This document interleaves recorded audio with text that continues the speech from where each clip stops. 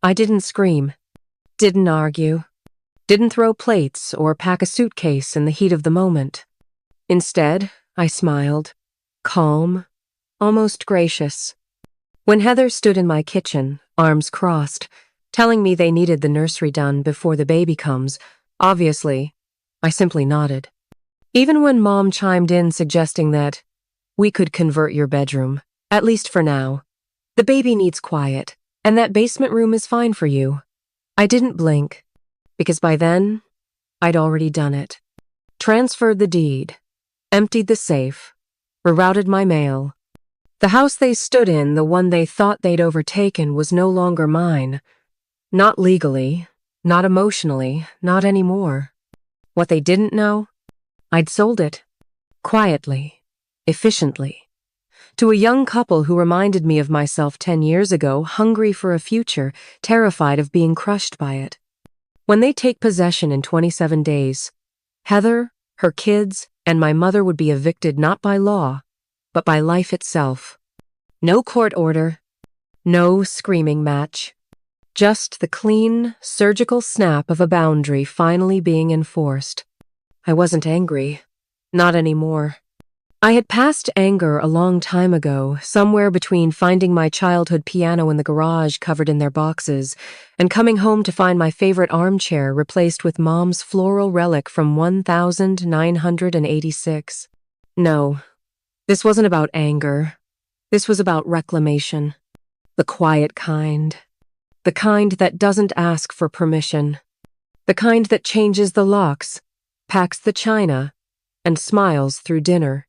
They thought I was weak, because I didn't fight when they moved in, because I didn't protest when they rearranged my furniture, because I said yes, again, and again, and again, until one day I didn't. I faked it, the breakdown, the tears, the money problems. I played the role of the overworked woman on the verge. I let them believe I was slipping just enough to let their true selves rise to the surface.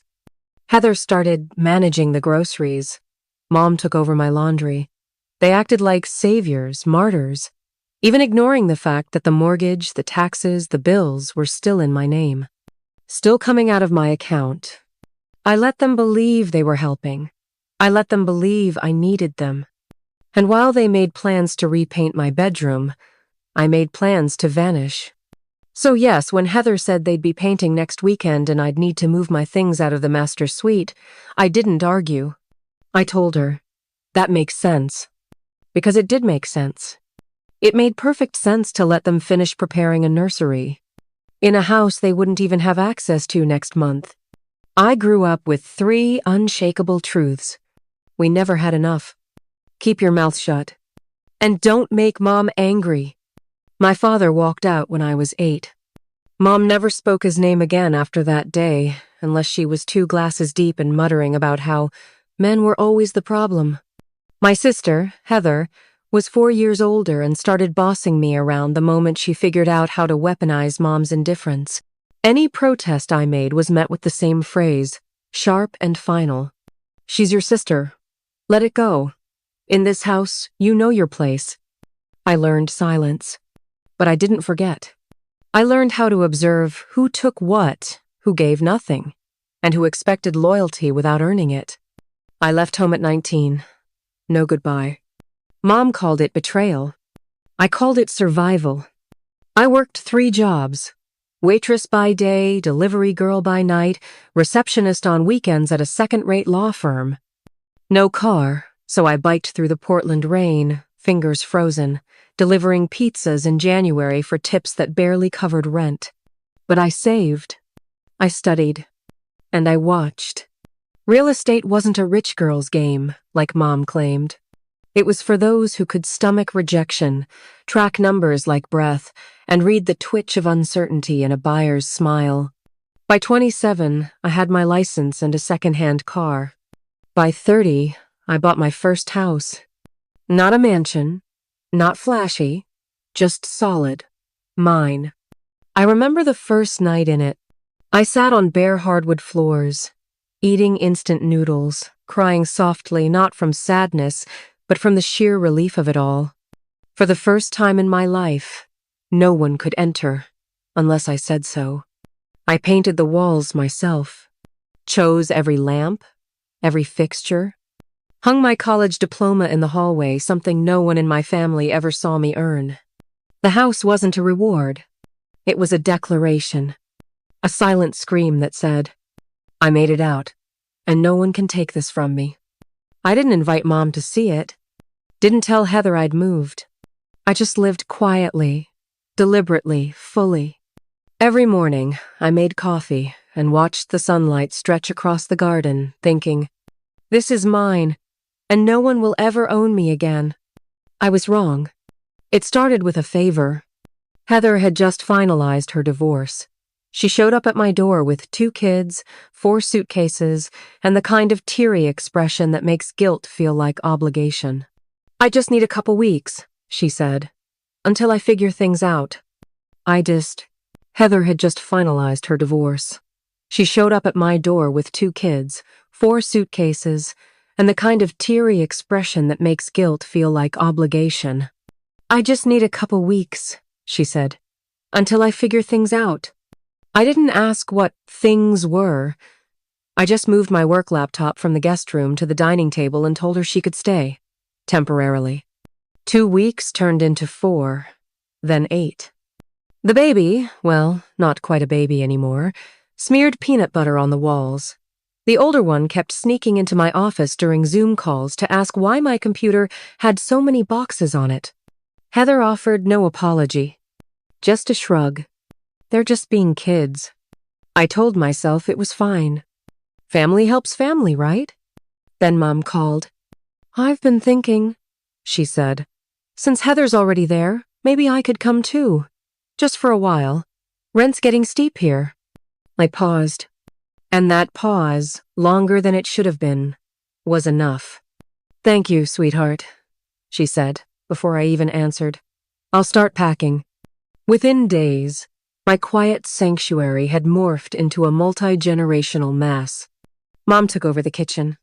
She reorganized my cabinets, tossed out the spice rack I loved, and installed a plastic rotating tray she called more practical. I came home one evening to find her scrubbing my stove with vinegar and baking soda like it had personally offended her. You never really deep cleaned this, did you?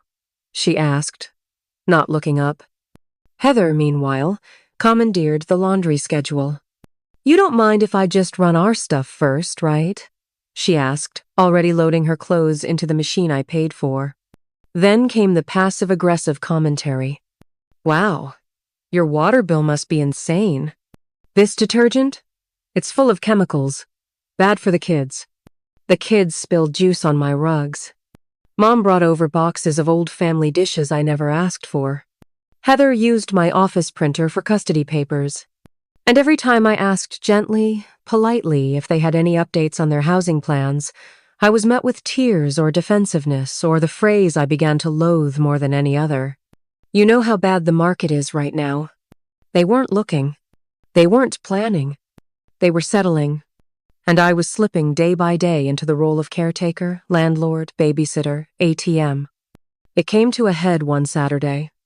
I returned from a 12-hour open house marathon to find the living room rearranged. My reading chair was gone. In its place, Mom's recliner from her old apartment. Sun-bleached, floral, hideous. Where's my chair? I asked, frozen in the doorway. Oh, Mom said casually. We moved it downstairs. Heather needed more space up here for the kids to play. She said it like she was talking about rearranging throw pillows. Like this wasn't my home. Like my permission was optional. I went to the basement. There was my chair crammed between a broken stroller and a box labeled Christmas 2009. The air down there smelled of damp wood and dust. It hit me then. They were creating a new hierarchy. A new order. One where I wasn't at the top, not even in the middle. I was just the utility, the infrastructure, the body paying the bills. I stopped going to the kitchen in the morning. Too many critiques about my coffee brand and breakfast habits. I ate at my desk, headphones in, pretending the house wasn't pulsing with other people's noise. My sanctuary was gone. My name was still on the deed, but it didn't feel like mine anymore. Then came the suggestion, innocent, on the surface. Heather sat across from me at dinner, pushing sweet potato around her plate. "So, about the guest room," she said. I didn't look up. "What about it?" "Well, it's kind of small, and with the new baby coming, it might be tight." I set my fork down. Mom jumped in. "We were thinking the master suite would be more suitable, just until the baby's a few months old. You could use the basement for a while. You mentioned once you wanted to convert it." There it was. The final move. The crown. The throne. The only place left in that house that hadn't been touched by them, and now they wanted it too. I stared at them. Both of them. Calm. Cold. And I said what they needed to hear. "That makes sense." Mom beamed. Heather looked relieved. The conversation moved on. They thought they'd won. What they didn't know was that 2 days earlier, I'd met with a realtor. A different brokerage. One no one in my office would gossip about. We toured a 2-bedroom condo overlooking the water. Modern, clean, quiet. I made an offer that night. While they measured the master suite for a crib, I was moving bank accounts. While they picked paint swatches, I was securing a closing date. Let them think they were taking over. Let them decorate. Let them believe, just for a few more weeks, that the house was becoming theirs. Because soon, they'd understand something I'd learned the hard way. Kindness without boundaries breeds entitlement. And I was done being kind. The trick to disappearing isn't vanishing. It's shrinking. Gradually. Silently. So the people watching don't notice the edges of you slipping away. I started with the mail. I rerouted everything, bank statements, insurance, work-related paperwork to a P.O. box across town. I told Mom I'd gotten serious about organizing. She nodded approvingly, proud I was finally trying to be responsible with my clutter. Then I swapped my car for a used sedan. Cheaper, older, unimpressive. "Heavy debt?" I mumbled when Heather asked. "The company's not doing great." I let them think I was unraveling, just enough to make the lie believable. At dinner, I sighed more often. I stared at my phone like I was reading bad news. Once, I left a fake overdue bill on the counter and watched as Mom quietly moved it into the junk drawer, her jaw tight. It worked. They began whispering when I walked in. Mom started cooking cheaper meals. Heather paused her online baby shopping for a week. "I don't think she can keep up with this house," I overheard Mom say. "Poor thing. She looks tired." Good. Let her believe that. Let them all think the cracks were spreading. Meanwhile, every Thursday afternoon when they assumed I was showing listings, I'd drive to my storage unit, 3 file boxes at a time. Photo albums, legal documents, jewelry, the vintage vase from Prague I knew Heather's kids would shatter if they ever got too curious. I wasn't packing to move. I was evacuating. Piece by piece. So slowly, so invisibly, they'd never notice what was gone until it was too late. Back at home, I kept the illusion alive. I let them plan the nursery. I agreed when Heather suggested we repaint the hallway to match the baby's vibe. I even helped choose curtain rods for a child who wouldn't even live here full-time. They thought I was finally accepting it that I'd folded. What they didn't know was that every yes I gave them was a quiet nail in their own coffin. They weren't guests anymore. They were squatters in a structure that had become a trap. But not for me. The buyers were a quiet couple, Noah and Lila. Newlyweds. No kids, no drama. When I met them at the showing, Lila looked at the hardwood floors like they were sacred. "This place has a soul," she whispered. I wanted to laugh. I wanted to tell her the house had once had a soul before it got buried under Mom's casserole dishes and Heather's expired ambition. But I didn't. I told them about the light in the mornings, the garden in spring, the silence you could feel when you shut the world out. They made an offer that night, over asking price. No contingencies. 45-day close. Perfect. I set the date, signed the contract, smiled politely. Back home, Heather and Mom were arguing over whether buttercream or sunflower was a better paint color for the nursery walls. I think we should do an accent wall, Heather said. Something calming. For the baby. I nodded. You're being so cooperative lately, she added. It's refreshing. She meant it as a compliment. I took it as confirmation. The house no longer felt like a home, but I was finally in control again. I watched as Mom cleared out the hallway closet to make space for baby towels. I let her donate my spare linens without asking. I watched as Heather took my old books off the guest room shelves to make space for a changing table. You don't read these anymore, right? Number. I was done reading the same script. Heather's husband stopped by one evening with a truck full of baby furniture. Mom called it nesting. I called it evidence. Every shelf, every corner they claimed, every decision they made without me was just another exhibit in the case I was silently building. And then came the basement comment. I was having dinner with them again when Mom looked up and said, "We'll need you out of the master by next Friday. James wants to start prepping the walls for painting. You don't mind sleeping on the couch a few nights while the basement gets set up, right?" I blinked. That's all. One small blink. Sure, I said, and kept eating.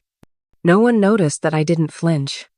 No one saw the burn that went down the back of my throat when I swallowed that bite of overcooked chicken. No one questioned why I excused myself after dinner and spent 3 hours alone in my office with the door locked. I wasn't hurt. I was ready. The condo closing was in 18 days. I already had the keys to the storage unit. The utilities were scheduled to be transferred. The movers were booked quiet professionals from a firm outside town, trained in discretion. I even planned the timing. A Sunday night dinner. Everyone seated, everyone calm. Just me, my glass of wine, and one final announcement. It wasn't vengeance. Not really. It was correction. A reset. They thought they'd claimed the house. But all they'd done was sit on a chessboard I'd built while I moved the last piece behind the scenes. When people take without asking, they assume they'll never have to pay. That's what makes the invoice sting. And I was about to deliver mine. I made roasted chicken. Not because I wanted to, but because it was Heather's favorite and Mom's. I even made the garlic mashed potatoes that took forever. I used the good plates. The wine glasses with the etched rims that Mom once told me were too delicate for everyday use. If it was going to be a performance, I might as well set the stage right. Heather waddled in, 8 months pregnant and glowing with entitlement. James followed behind, balancing a diaper bag and a small bag of baby clothes. "Smells amazing," Heather said, rubbing her belly. Mom was already at the table, checking place settings. "Such a lovely gesture, sweetheart. I knew you'd come around about all this." I smiled and poured wine. "Yes, I have something I've been meaning to share." James blinked. "Is this about the nursery plans?" I shook my head. Dinner began. They talked. About color palettes. About baby names. About how the hallway might need soundproofing in case the baby was a screamer. I chewed my food, nodded, laughed in the right places, and waited. It was only after the apple pie store-bought, but they didn't notice that I finally set down my fork and cleared my throat. "I've made a decision," I said. 3 heads turned toward me. Heather paused mid-sip of water. "What kind of decision?" "I've sold the house." Silence. Not the kind that falls naturally. The kind that crashes. The kind that demands to be respected. James was the first to speak. "You mean, like you're thinking of selling?" "No," I said, calm. "The papers were signed 2 weeks ago. It closes in 11 days. Heather's face froze. Her lips parted, but no sound came out. It was Mom who finally broke the stillness. "You did what?" I sold the house, I repeated. To a lovely couple. Young. No kids. They love the garden. You're joking, Mom said. I didn't answer. Because I wasn't.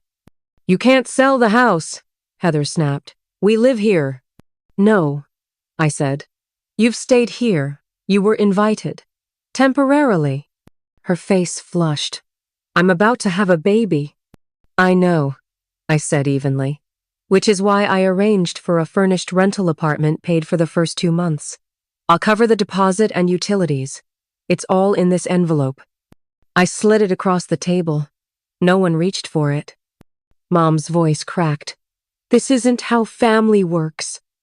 This isn't how my family works anymore, I replied. Heather stood, wobbling with the effort.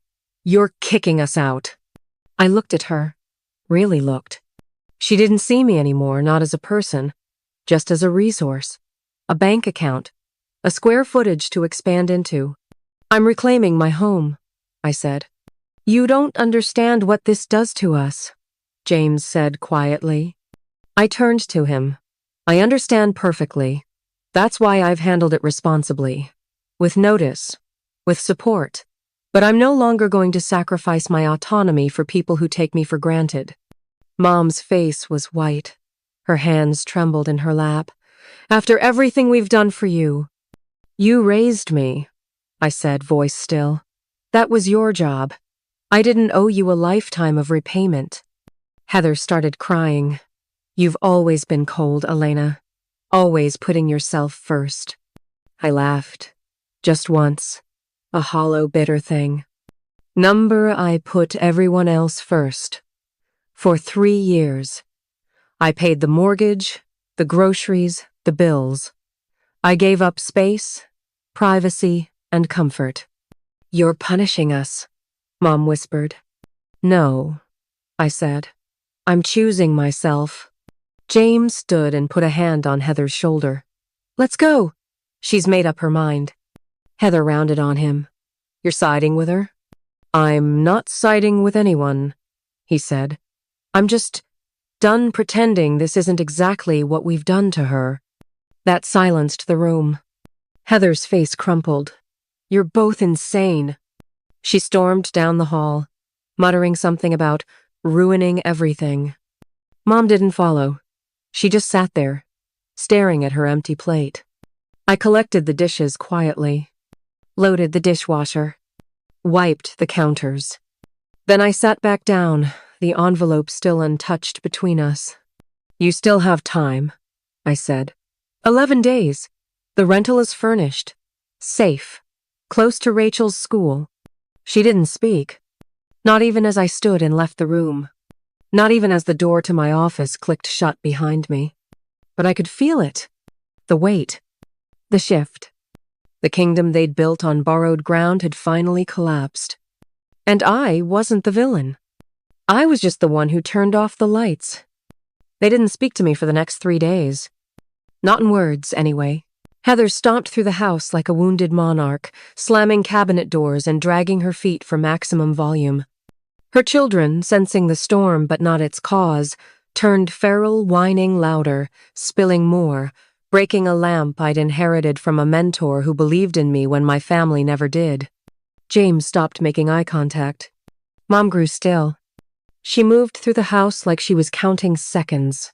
She no longer offered critiques, or meal suggestions, or passive-aggressive commentary, just silence. And side glances that said everything she wouldn't. It was a different kind of noise, one I'd learned to stop translating. Instead, I focused on logistics. I met with my attorney, confirmed the final walk-through date with the buyers, booked the movers. Every evening, I took another set of boxes from my closet. Clothing, books, files, the handwritten cards from clients who told me I changed their lives by helping them find their first home. The home I was now giving up, willingly, because it had already been taken from me piece by piece. Heather asked nothing. Mom asked nothing. They didn't want the answer. On the 7th day after my announcement, I handed them a printed packet, the address of the rental apartment I'd paid for, The name of the building manager, copies of the lease, a moving checklist, and a schedule. Mom took it in silence. "I've scheduled the movers for Friday," I added. "You'll have the weekend to settle." Still nothing. They were hoping I'd cave. I didn't. On Thursday, the buyers came for the final inspection. I timed it perfectly. Late morning, while Heather had a prenatal appointment and Mom had taken the kids to a park. The inspector walked the house slowly, making polite comments about the upkeep. "Place is in great condition," he said. "You kept the bones intact. Lot of people don't." I didn't reply, because I wasn't sure if I had. That night, Heather returned with a new baby blanket. She walked straight past me and into the master bedroom, humming as she folded it into the crib she'd set up 3 days after I told her we were leaving. Denial is a form of resistance, but the walls were closing in. Friday arrived. The moving truck backed into the driveway at 9:02 a.m. Mom stood at the window, her lips tight. She didn't say it, but I heard it anyway. "I never thought you'd go through with it." The movers were quick, efficient. I had already labeled everything. I didn't pack like someone heartbroken. I packed like someone escaping a controlled fire. James helped move their boxes, but said little. When I handed him the envelope with the receipt for the prepaid rent, he nodded once. "She's not talking to anyone," he said quietly. "You broke her heart." "I gave her a chance," I replied. "Many." He didn't argue. That night, the house was almost bare. No photos. No paintings. No furniture I'd chosen. Just echoes and smudges on the floor where life had once been clean and deliberate. I stood in the middle of the living room, holding the last box, my mother's wedding photo, the one she insisted stay in the entry hall because family comes first. I placed it in her suitcase without a word. Then I turned off the lights. My new condo smelled like wood polish and new beginnings. It had 2 bedrooms, a balcony with a view of the bay. Silence. I walked through it barefoot, each step a reminder that I didn't have to explain myself anymore. The wine I poured that night tasted expensive not because of its label, but because of the freedom it toasted. The next day, I didn't receive any messages. No calls. Just silence. It was perfect. Until Sunday. I was brushing my hair when my phone rang. "Mom." I stared at the screen for a moment, then picked up. Her voice was brittle. I read the packet. "I'm glad," I said. A pause. "Are you happy now?" "No," I replied. "But I'm no longer exhausted." She sighed. "We didn't mean to take advantage." "You didn't have to mean it." Another silence. Then, "Are you ever coming to visit?" It caught me off guard. It wasn't an accusation. It was a question. "I will," I said, "but not if I'm expected, and not if I'm unwelcome for telling the truth." I heard her swallow. I guess we both made mistakes. I didn't argue, letting her say that was enough. That week, Heather didn't call, but James sent a photo of the baby's nursery. Not in my old house. In their apartment. It was small, cluttered, but theirs. It felt like closure. I went back one last time. The new owners had moved in. They'd painted the front door navy blue, planted tulips along the walkway, hung wind chimes I would have hated. I stood on the sidewalk, just long enough to know it no longer belonged to me, and that I didn't want it to. I didn't cry, didn't feel nostalgia, just peace. Not because it was over, but because I had chosen how it ended. 6 months passed. No unexpected calls. No guilt-laced texts. Just air. Still. Clean. I filled my days with clients and contracts, coffee runs, walks by the water. My name meant something again in business, in quiet conversations I had with myself in the mirror. I'd reclaimed it from the weight of expectation. Heather sent a birth announcement in the mail. Just a card. No note. I pinned it on my fridge like a trophy, not because I celebrated her child, but because it confirmed something. She'd built her life outside of mine. Finally, Mom didn't write, didn't visit, didn't beg. That was the real gift. Then, on a Wednesday morning in April, my phone rang. Mom. 2 syllables on the screen that used to trigger muscle tension. That morning, I let it ring twice before answering. She didn't ask how I was. Didn't ask if I was angry. She just said, "Rachel's school is 5 minutes from our new place. I walk her there every day." I let the silence settle. Then, "That's good. She misses you." "She doesn't know me," I said. "Not really." "She could," Mom replied. "If you let her." It was the first time she hadn't told me what I should do. She paused, then added, "We're settling in. The senior building is better than I expected." Another pause. Soft, hesitant. "I read your letter." There it was. The one I left tucked between lease documents and apartment keys. The letter that explained what they had taken without theft, what they had broken without violence. The slow erosion of personhood disguised as family duty. "I read it," she repeated, "more than once. And? I didn't like it, but I believed it. That was enough. Not forgiveness, not warmth, but clarity. That was what I needed." "I don't know if Heather will ever understand," she said. "She doesn't need to," I replied. "Do you?"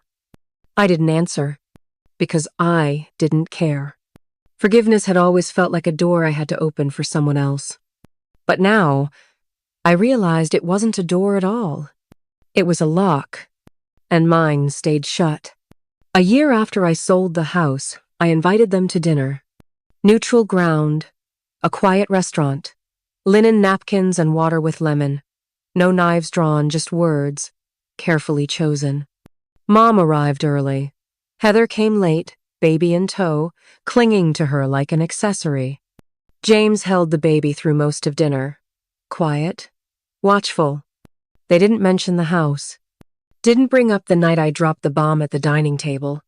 No accusations. No attempts at revisionist history. Maybe they knew it wouldn't work on me anymore. Heather smiled stiffly and showed me baby pictures. "He's teething," she said. I nodded. "He looks like Dad," Mom offered. "He looks like himself," I said. When the check came, I paid. Not out of guilt. Out of finality. Heather said nothing when we parted. She strapped the baby into the car without a word. Didn't hug me. Mom did. A quick one. Awkward. But real. She pulled back and looked me in the eye. "You were right," she said. "We used what you gave and acted like it was owed." It wasn't an apology, but it was the truth.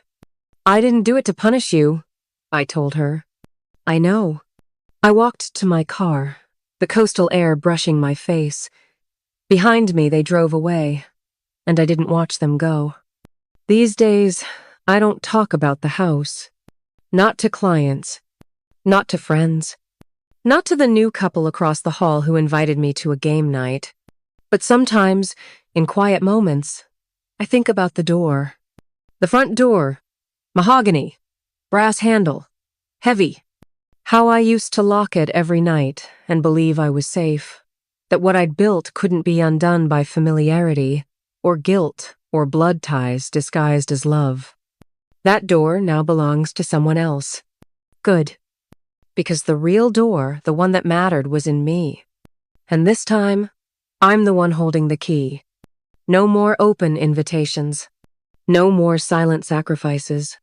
No more burning down my own peace just to keep others warm. I don't regret helping them. I regret how long I waited to stop. Because here's the truth, no one tells you. Family isn't who lives in your house. It's who respects your walls. And if they won't, you lock the damn door.